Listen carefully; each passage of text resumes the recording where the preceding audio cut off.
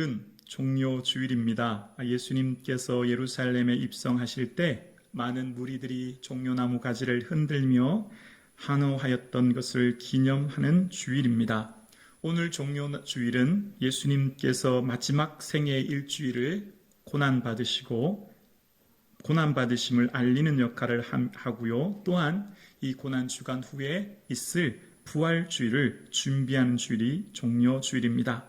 오늘 종려주일을 통해 주님께서 주신 그 부활의 영광을 기대하고 또한 다시 오실 예수 그리스도를 준비하는 저와 여러분 되기를 주님의 이름으로 축복합니다.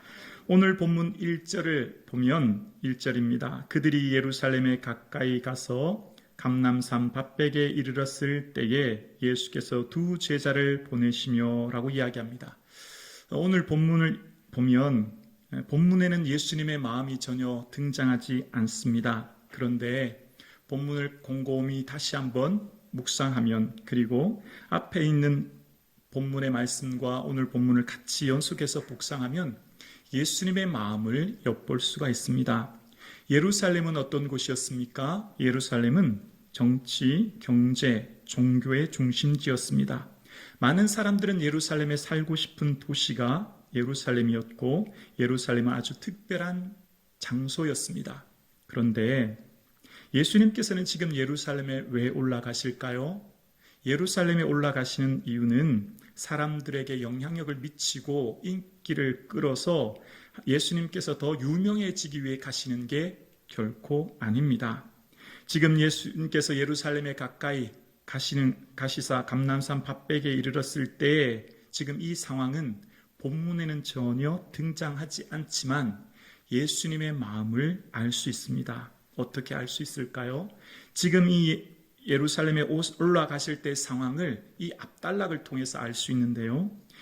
마태복음 20장 18절에 보면 예수님이 이런 말씀을 하시죠. 보라, 우리가 예루살렘으로 올라가노니 인자가 대제사장들과 서기관들에게 넘겨짐에 그들이 죽이기로 결의하고 이방인들에게 넘겨주어 그를 조롱하며 채찍질하며 십자가에 못 박게 할 것이나 제3일에 살아나리라. 아멘. 예수님께서 지금 예루살렘에 올라가시는 이유는 단 한 가지, 채찍 맞고 조롱받으며 십자가의 죽으러 가시는 길입니다. 그런 이 예수님의 마음을 제자들이나 무리들은 전혀 헤아리지를 못하는 상황이 오늘 본문의 상황이에요. 이제 예수님의 생애 마지막 일주일을 남겨두고 있습니다. 그것보다 더 큰 마음의 고통은 십자가라고 하는 것, 당시 사람들의 입에 올리기조차 꺼려하는 십자가 형틀이 기다리고 있는 상황, 그 상황이 바로 오늘 본문의 상황입니다. 예수님의 이 고통스러운 마음을 어느 누구도 알지 못하는 상황, 오롯이 예수님 온몸으로 견뎌내야만 하는 그 상황이 오늘 본문의 상황인 거죠. 이러한 상황 가운데 예수님께서는 예루살렘에 올라가시면서 두 제자를 보내시며 나귀를 준비하라고 하세요. 2절과 3절입니다. 이르시되 너희는 맞은편 마을로 가라. 그리하면 곧 매인 나귀와 나귀 새끼가 함께 있는 것을 보리니 풀어 내게로 끌고 오라.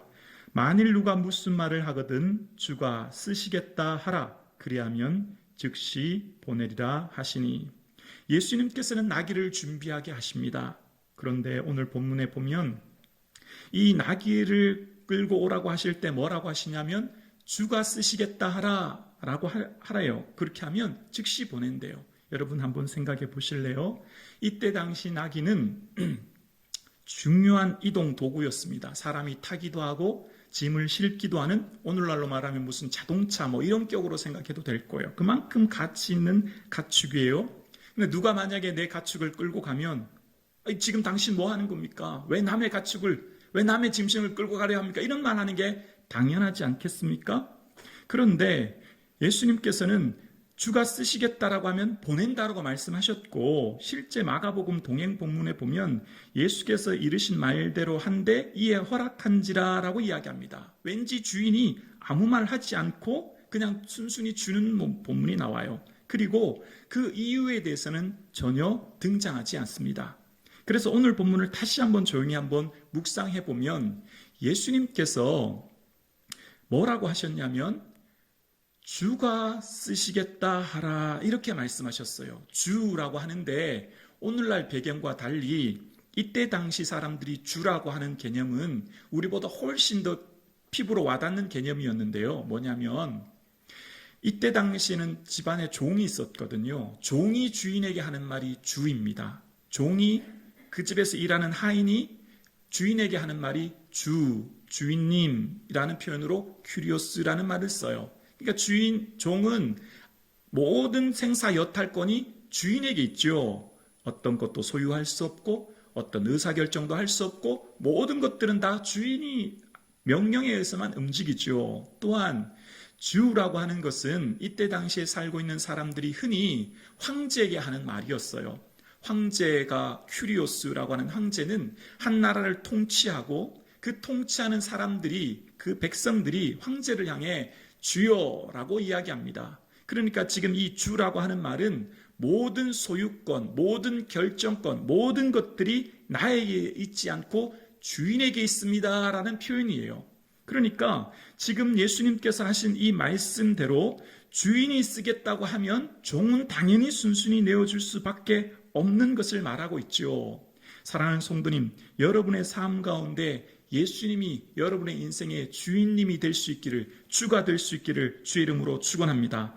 이 마태복음, 공간복음에 보면 청지기 비유가 많이 나오잖아요. 근데 청지기 비유에서 세 가지 공통점이 있습니다. 첫 번째는 주님의 것입니다. 모든 소유는 주의 것이에요. 두 번째, 주의 뜻대로 관리해야 합니다. 주어진 시간이 있습니다. 제한된 시간 안에 잘 관리해야 하는 지혜가 필요합니다. 주의 것을 주의 뜻대로. 마지막 세 번째는 주께서 셈할 날이 옵니다. 반드시 주의 때가 다가온다는 거예요. 영원히 지속되지 않아요. 주의 것을 주의 뜻대로 셈할 날이 온다는 거예요. 이 세 가지를 공간복음에 보면 청지기가 해야 될 중요한 의무인 겁니다. 오늘 우리가 꼭 기억해야 될 것이 있습니다. 내 모든 것 주의 것이며 내 모든 삶 주의 뜻대로 살다가 내 마지막 셈할 날이 올 때 주께 영광 돌리는 저와 여러분 되실 수 있기를 주의 이름으로 축원합니다. 만약 이 사람이 주인이 내 것이라고 생각했다면 지금 당신들 뭐 하는 거냐고, 왜 남의 것을 가져가냐고 막 거부 반응 일으켰을 거예요. 다른 집도 나귀가 많은데 왜 하필 나의 것을 가져가냐고 라고 얘기했을 것입니다. 여러분, 예수님께서 얘야, 너 나를 위해서 이런 일 좀 할 수 있겠니? 라고 물으신다면 여러분 지금 어떻게 대답하실 수 있으십니까? 아니요, 저 지금 바빠서요. 제가 지금 할 일이 너무 많습니다. 아이들도 키워야 되고요.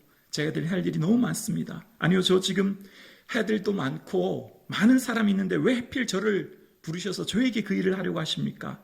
다음에 하겠습니다. 이런 미루려는 마음은 들지 않습니까? 예수님께서 지금 여러분에게 물으십니다. 얘들아, 사랑하는 아들아, 사랑하는 딸아, 너 나를 위해서 이 일 좀 할 수 있겠니? 물으십니다. 이것이 곧 주가 쓰시겠다는 말씀이에요. 오늘 우리에게 오늘 이곳에서 예배드리는 저와 여러분에게 주님이 물으시는 것, 이 질문입니다. 그런데 잘 기억하십시오. 나귀 주인에게 한 일은 하나님의 구원 역사를 동참하는 위대한 사건이에요. 이것은 우연히 어쩌다가 일어난 일이 아니에요. 예수님이 그냥 순간적으로 생각나셔서 한 우연히 생긴 일이 아니라는 거예요. 본문 4절입니다. 이는 선지자를 통하여 하신 말씀을 이루려 하심이라. 일러스되 시온의 딸에게 이르기를 내 왕이 내게 임하나니 그는 겸손하여 낙이 곧 몽에 매는 짐승의 새끼를 탔도다 하라 하였느니라. 자, 보세요. 이것은 기원전 487년 스가랴 선지자가 스가랴의 예언대로 시온에 따라 크게 기뻐할지어다, 예루살렘에 따라 즐거워할지어다, 그는 겸손하여 나귀를 타고 오시리라 라고 하신 그 예언의 말씀을 그대로 513년이 지난 지금 인용하면서 이 말씀을 하고 계시는 거예요. 그러니까 선지자를 통하여 하신 말씀은 500년 전의 스가랴 선지자의 말씀이 오늘 이곳에 이루어지는 것이죠. 그러니까 이 낙이 타고 입성하는 이 일의 사건은 우연히 어쩌다가 사건이 아니라 하나님의 구원 경륜 속에 있는 하나님의 섭리 안에 있는 사건인 거예요. 그러니까 지금 이 나귀 주인이 나귀를 주는 사건은 하나님의 구원 경륜에 동참하는 사건이 되는 것입니다. 하나님이 일하시는 그 역사의 한가운데 내가 지금 동참하는 거예요. 이것은 단 한 번의 이례적인 기회예요. 다시 오지 않은 기회입니다. 예루살렘에 입성하시는 이 사건은 예수님의 마지막 공생의 일주일을 남겨두고 올라가시는 단 한 번의 사건이요. 이 사건에 나귀 주인은 나귀를 주께 드림으로 동참하는 사건이 되는 것입니다. 우리에게 주의 일을 할 수 있는 기회는 날마다 주어지지 않습니다. 날마다 영원토록 있는 것이 아니고요. 주를 위해 일할 기회는 단 한 번, 바로 지금입니다. 지금이 바로 주를 위해 일할 시간이에요. 여러분, 지금 예수님께서 나귀 타고 가시는 이 사건은 선지자를 통하여 하신 말씀을 이루신다는 거예요. 말씀 곧 하나님의 뜻이죠. 그 하나님의 뜻이 지금 이루어지고 있는 것입니다. 목사인 저도 어떤 일을 계획할 때 몇 달, 길게는 몇 년 동안 기도하면서 준비하기도 합니다. 그것이 정말 하나님 은혜 가운데 이루어지기를 기도하고 또 준비합니다. 인간인 목사도 이렇게 오랫도록 준비하는데 하나님께서는 어떠하시겠습니까?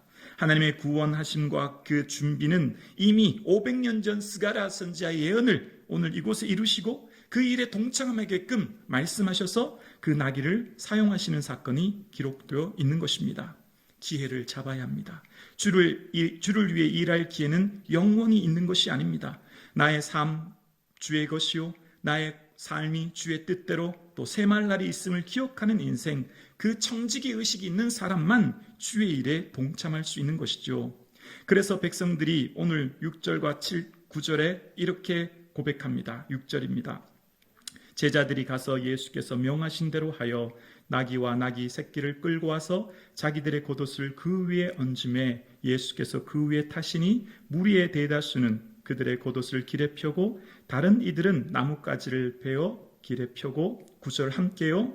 앞에서 가고 뒤에서 따르는 무리가 소리 높여 이르되 호산나 다윗의 자손이여 찬송하리로다. 주의 이름으로 오시는 이여 가장 높은 곳에서 호산나 하더라. 아멘.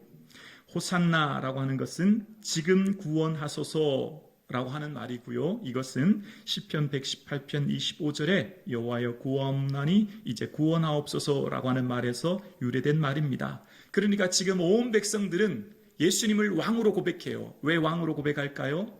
배고팠을 때 빵을 줬거든요. 오병이어 사건을 보니 저분이 왕이 되면 우리가 먹고 사는 문제는 걱정 없겠구나.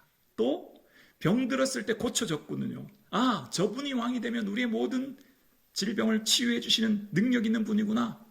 그래서 모든 사람들이 우리를 억누르고 있는 로마의 박해로부터 구원할 수 있는 메시아로 예수님을 환호합니다. 종려나무 가지를 흔들고 겉옷을 벗어주는 최고의 예우를 표합니다. 그들의 생각은 단 한 가지, 정치적 해방이었어요. 그런데 안타깝지만 예수님은 정치적 해방이 아니라 죄에서 해방해 주시기 위해, 죄에서 자유하시기 위해 예수님이 오셨던 거죠. 예수님의 생각과 사람들의 생각이 차이점이 극명하게 드러납니다. 사람들의 생각과 예수님의 생각이 달랐던 겁니다. 오늘 여러분, 우리의 삶에 내가 생각하는 내 삶의 예수님, 또 내 삶의 방향과 또 예수님이 나를 향한 삶의 방향, 또 나를 향한 계획이 조금 다를 수도 있어요.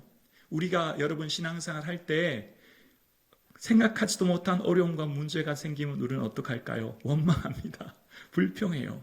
그런데 우리의 삶을 다시 한번 생각하면서 나의 삶을 통한 하나님의 계획과 그 뜻을 더 넓은 눈으로, 더 믿음의 눈으로 볼 필요가 있죠. 지금 이 상황, 예수님이 가시는 메시아의 길은 십자가의 죽으심의 길이고요. 사람들이 원하는 메시아의 길은 로마를 무찌르는 구원의 길이지만 예수님께서는 그 십자가의 길을 묵묵히 가십니다. 자, 제가 질문 한번 해볼게요. 예수님께서 십자가 지시는 이 사건은 예수님이 하지 않으실 수도 있었을까요? 아니면 불가능한 일이었을까요? 예수님께서 지시는 지금 이 십자가의 사건은요, 충분히 하지 않아도 되는 일이었습니다. 어떻게 알 수 있죠? 우리 마태복음 본문 한번 비춰봐 주실래요? 마태복음. 네. 지금 이 본문은 예수님께서 체포할 당시 많은 대제사장의 무리가 횃불과 병기를 가지고 군호를 짜면서 예수님을 체포하러 올 때 베드로가 그것을 보면서 너무 화가 나서 말고라고 하는 사람의 귀를 잘라요. 그랬더니 예수님은 칼집을 꽂아 넣으라. 칼을 든 자는 칼로 망한다고 하시면서 이런 말씀을 하세요. 마태복음 26장 53절입니다. 너는 내가 내 아버지께 구하여 지금 12군단 더 되는 천사를 보내시게 할 수 없을 줄로 아느냐. 다음 구절이요. 내가 만일 그렇게 하면 이런 일이 있으리라 한 성경이 어떻게 이루어지겠느냐 하시더라. 그러나 이렇게 된 것은 다 선지자의 글을 이루려 함이니라 하시더라. 아멘.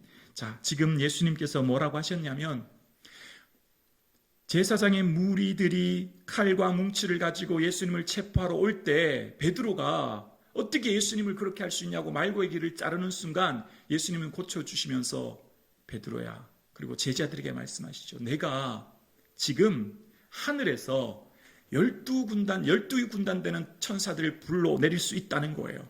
한 군단이 레기온이라고 하는데 6천 명이 넘거든요. 그러니까 7만 명이 넘는, 그러니까 엄청난 많은 수라는 거예요. 엄청난 많은 수의 천사들을 불러서 지금 이 자리에 그 대제사장의 무리를 한 번만에 처분할 수 있다는 이야기인 거죠. 그런데 그렇게 하지 않으신다는 거예요. 그렇게 하지 않으신다는 거예요. 왜 그렇게 하지 않으신다고요? 그렇게 하면 이런 일이 있으리라고 한 성경이 어떻게 이루어지겠느냐라고 말씀하십니다. 지금 이것 또한 하나님의 구원 경륜 안에 선지자들이 예언한 그 예언을 예수님이 지금 이루고 있다는 거예요. 뭘 말씀하고 있죠? 하나님의 뜻을 이루고 있다는 거예요. 하나님의 그 뜻을 예수님이 지금 몸소 이루고 계신다는 거예요. 하나님께서 이미 선지자들을 통해서 말씀하신 그 일을 주님께서는 이루신다는 거예요. 그런데 그 이루는 일은 저절로 쉽게 되는 순종이 아니었습니다. 그 순종은 처절한 고민과 아픔이 동반되는 순종이었습니다. 예수님께서 이후에 십자가를 지실 때 내 마음이 고민하여 죽게 되었다고 말씀하십니다. 완전한 사람의 몸으로 입고 오신 주님은 아픔, 고통, 눈물을 다 경험하셨고 예수님의 십자가 가는 길은 결단의 길이었습니다. 순종하기 위해 내 삶을 드리는 순종의 길이었어요. 그래서 이 순종의 길은 저절로 이루어지지 않아요. 십자가의 길은 가만히 있으면 저절로 이루어지는 게 아니에요. 하나님의 뜻은 저절로 이루어지는 게 아니에요. 내가 말씀에 순종하며 그 순종 안에 내가 결단하며 나아갈 때 주의 뜻이 이루어지는 줄로 믿습니다. 그 주의 뜻은 각자의 목이 다 달라요. 각자의 목이. 목사는 목사로 해야 될 일이, 성도님은 성도님들이 해야 될 그 몫이 다 다른 거죠. 그래서 주님께서는 그 일을 이루게 하시는 거예요. 나를 따라오려거든 자기를 부인하고 자기 십자가를 지고 나를 따르라 말씀하셨죠. 그 말씀을 베드로는 기억했어요. 이전에 예수님 따랐을 때 예수님 우편 좌편 안고 싶었던 베드로는 예수님 부인하고 도망갔는데요. 이후에 부활의 주님을 만나고 난 후 베드로가 하는 고백이 바로 베드로 후서에 등장합니다. 오늘 함께 고백할까요? 시작. 이를 위하여 너희가 부르심을 받았으니 그리스도도 너희를 위하여 고난을 받으사 너희에게 본을 끼쳐 그 자취를 따라오게 하려 하셨느니라. 아멘. 예수님께서 십자가에 본을 끼쳐 그 자취를, 십자가의 길을 따르도록 하시는 것입니다. 예수 믿고 구원 얻는 것 반쪽만 믿는 거예요. 내가 예수님 믿고 구원 얻고 성도는 구원 얻은 이후를 준비하는 삶을 살아야 되죠. 예수님께서 십자가 지시면서 내가 십자가 졌으니 너도 십자가 지라는 거예요. 쉽게 이해가 되지 않죠. 왜냐하면 십자가는 고난의 길이기 때문이에요. 그런데 기억하십시오. 어느 부모가 자식에게 십자가 길을 걷게 하겠습니까? 어느 부모가 사랑하는 자녀에게 십자가를 가라고 하겠습니까? 왜 가라고 하실까요? 십자가를 통과하지 않으면 부활의 영광을 누릴 수 없습니다. 십자가가 동반되지 않으면 부활의 영광을 맛볼 수 없어요. 예수님의 이 말씀은 내가 3일 후에 살아나리라 그 영광을 말씀하시는 거예요. 예수님께서 십자가 지라고 하시는 것, 그리고 베드로도 예수님의 본을 쫓아 십자가 지는 것, 이후에 있을 영광을 보았기 때문이에요. 이후에 있을 하나님께서 주실 놀라운 영광에 동참하게 하시는 것입니다. 예수 믿고 구원 얻습니다. 또한 예수님 지신 그 십자가 내가 져야 합니다. 내가 지고 오늘 내 삶의 자리를 살아내야 하는 거예요. 그래서 예수님께서 본을 보여주신 그대로 따라가는 삶, 그것이 바로 제자의 삶이요, 저와 여러분의 삶 될 수 있기를 주의 이름으로 축원합니다. 지금 종료 주일, 이제 오는 고난주간 예수님께서 원하시는 삶은 바로 이 삶인 거예요. 주님께서 우리에게 원하시는 것, 너는 이런 일 다 할 수 있니? 물으시는 겁니다. 찬송가 461장 보면 십자가를 질 수 있나 주고 물어보실 때 죽기까지 따르오리 성도 대답하였다. 너는 기억하고 있나? 구원받은 강도를 그가 회개하였을 때 낙원 허락 받았다. 이런 일 다 할 수 있나? 주가 물어보실 때 용감한 자 바울처럼 선뜻 대답하리라. 예수님께서는 오늘 저와 여러분에게 물으십니다. 너는 나를 위해 내가 졌던 그 십자가 같이 질 수 있냐 물으십니다. 그 십자가 지고 가는 길이 쉽지 않습니다. 눈물이 나고 어렵고 힘들 수 있습니다. 기쁘지만은 않은 거예요. 이 길은 때로 우리를 힘들게 하고 우리를 마음 아프게 하고 눈물 흘리는 일이 많지만, 그러나 주님은 이 십자가의 길을 통해 부활의 영광을 맛보고 누리라고 말씀하십니다. 죽어야만 살 수 있습니다. 십자가를 져야만 부활의 영광을 누립니다. 예수님께서 죽으셨기에 3일 후에 살아나시는 것입니다. 십자가 없는 부활의 영광은 없습니다. 우리의 삶은 구원 얻는 것이 목적이 아니라 구원 얻은 이후의 삶을 바라보며 살아가야 합니다. 지금 저와 여러분에게 주님께서 묻고 계십니다. 너는 이런 일을 할 수 있니? 기도드리겠습니다.